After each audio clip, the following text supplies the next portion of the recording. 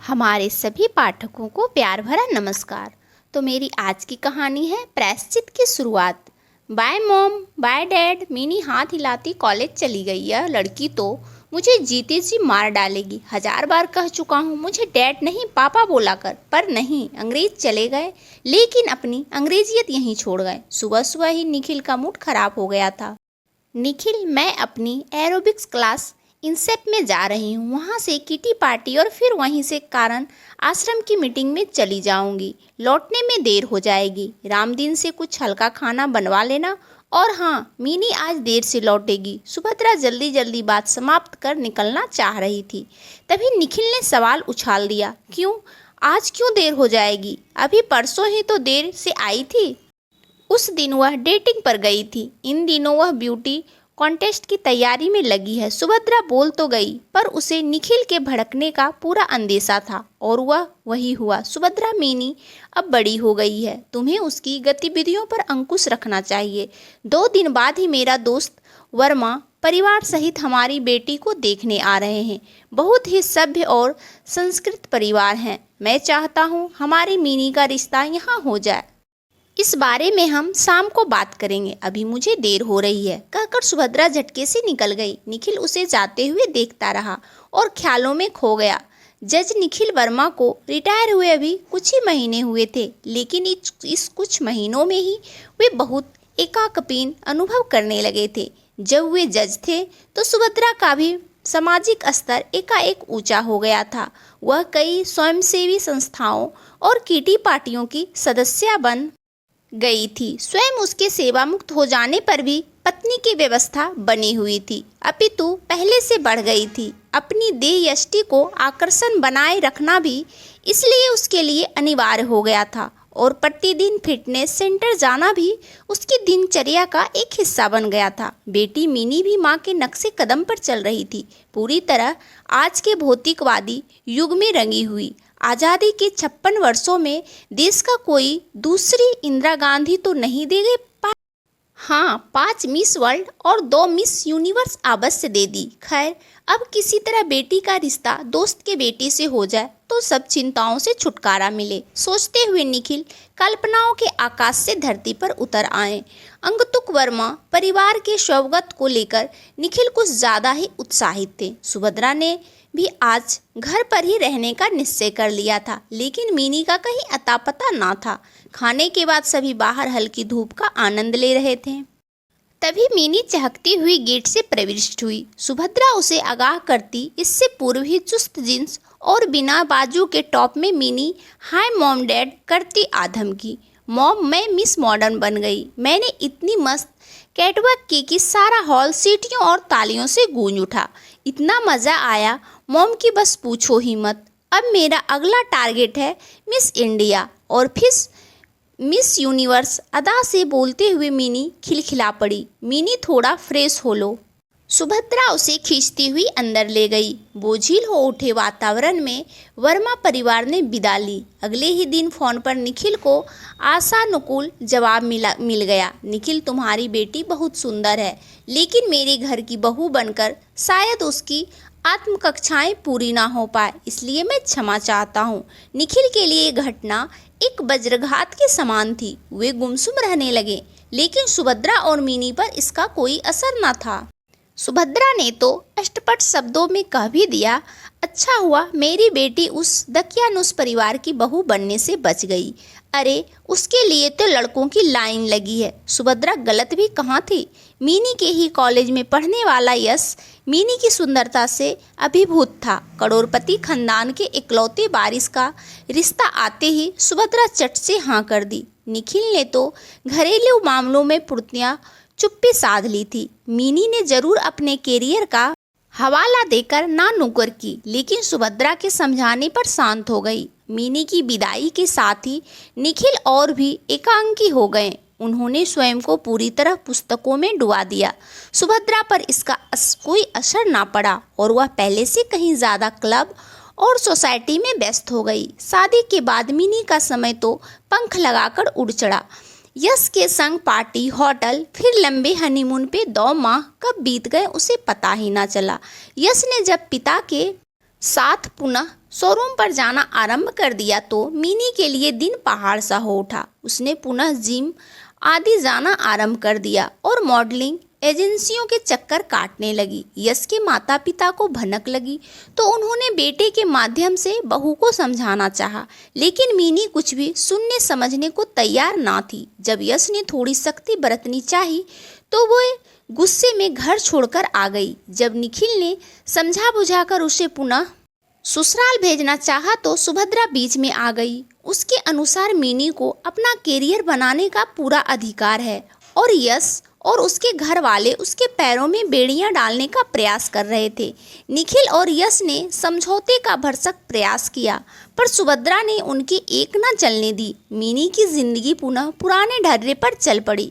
उसे माँ के घर लौटे हुए लगभग 1 महीना हो गया था, लेकिन धीरे धीरे मिनी महसूस करने लगी कि उसके पुराने संगी साथी अब उससे कटने लगे हैं। मॉडलिंग के भी उसे अच्छे ऑफर नहीं मिल रहे थे। शायद उसका शादीशुदा होना इसका कारण रहा हो। जो भी हो, मिनी स्वयं अब सबसे कटने लगी और अपना अधिकाधिक समय घर पर बिताने लगी।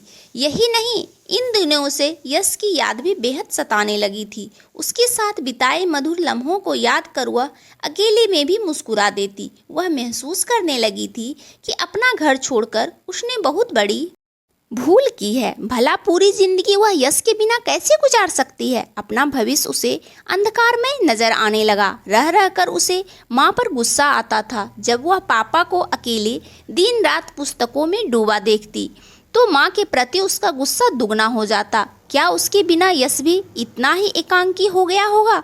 रह रहकर उसे यह ख्याल आने लगा, पर लौटने के सारे रास्ते तो वह स्वयं ही बंद कर आई थी। मिनी खोई खोई रहने लगी। हर वक्त उसे उदास देखकर एक दिन सुभद्रा ने उसे डांट दिया, इस तरह मुंह लटकाए घूमेगी तो बन गया तुम्हारा कैरियर। अगर खुद में कुछ नहीं कर सकती तो कल से मेरे साथ चला करो। मिनी भी भरी बैठी थी, फट पड़ी, आपके साथ जाकर मुझे अपनी जिंदगी और तबाह नहीं करनी। मैं अपने हाल में खुश हूँ। पहले अपने पापा की जिंदगी तबाह की, फिर मेरी। सुभद्रा इस आक्षेप से तिलमिला गई। गुस्से से तिलमिलाती वह घर से निकल गई। सोसाइटी की मीटिंग में जब उस पर ढंग से काम नहीं करने का आरोप लगाया गया तो वह आवेश में आ गई और इसी दौरान उसकी तबीयत बिगड़ गई। तुरंत उसे अस्पताल ले जाया गया और घर सूचना भिजवाई गई। डॉक्टर के यह बताने पर कि सुभद्रा को दिल का गंभीर दौरा पड़ा है, निखिल और मिनी के तो हाथ पांव फूल गए। मिनी को कुछ नहीं सूझ रहा था। घबराहट में उसने यश को फोन कर दिया। यश ने तुरंत आकर सारी स्थिति संभाल ली। पहले अस्पताल की सारी कागजी कार्रवाई पूरा की, दवा वगैरह लेकर आया। निखिल और मिनी को ढांढस बंधाया। दोपहर तक यश के माता पिता सभी के लिए खाना लेकर आ गए। निखिल और मिनी को इच्छा ना होने के बावजूद उन्होंने आग्रह करके उन्हें खाना खिलाया। मिनी की तो किसी से नज़रें मिलाने की हिम्मत भी नहीं हो रही थी। रात को यश ने जबरदस्ती सभी को घर भेज दिया और अकेला अस्पताल में रहा। सुभद्रा को अस्पताल में भर्ती हुए 3 दिन हो चुके थे। वह अकेली बिस्तर पर लेटी शून्य में निहार रही थी। यश को अपने जबरदस्ती कुछ देर के लिए मिनी के संग बाहर भेज दिया था। सुभद्रा सोच रही थी यदि यश की जगह उसका अपना बेटा होता तो वह भी शायद उसकी इतनी अच्छी देखभाल ना कर पाता। फिर अपने विचारों पर उसे स्वयं ही शर्मिंदगी महसूस हुई। यश उसका बेटा ही तो है, वह तो उसे बिल्कुल अपनी माँ समझकर सेवा कर रहा है। वही अपने तुच्छ विचारों से अभी तक ऊपर नहीं उठ पाई है। फिर उसे निखिल का ख्याल आया। निखिल भी कितने बूढ़े लगने लगे हैं। जब युवा थे तब कितने आकर्षक और व्याकपटु थे और हर वक्त खामोश। उनकी व्यक्तित्व क्षमता पर ही तो वह रिझ गई थी। सुभद्रा के सम्मुख एक एक करके अतीत के पन्ने खुलने लगे। निखिल उस समय वकालत कर रहे थे। सुभद्रा की सहेली के पिता के पास वह अपनी प्रैक्टिस के सिलसिले में आया करते थे। वहीं उनकी कुछ मुलाकातें हुई। सुभद्रा को निखिल की व्यक्तिपटु ने तो निखिल को सुभद्रा की सुंदरता ने मोह लिया। दोनों के पारिवारिक स्तर में जमीन आसमान का अंतर था। सुभद्रा के पिता कचहरी में एक मामूली क्लर्क थे तो निखिल के पिता शहर के जाने माने व्यवसायी। घर वालों के विरोध के बावजूद निखिल ने सुभद्रा से कोर्ट मैरिज कर ली थी। सुभद्रा को जिंदगी में निखिल से सब कुछ मिला था, भरपूर प्यार, समाज में मान सम्मान, ऐशो आराम की जिंदगी और फिर मीनी जैसी प्यारी सी बिटिया। निखिल एक के बाद एक तरक्की सीढ़ियां चढ़ते जा रहे थे और इसके साथ ही उनकी व्यवस्था भी बढ़ती जा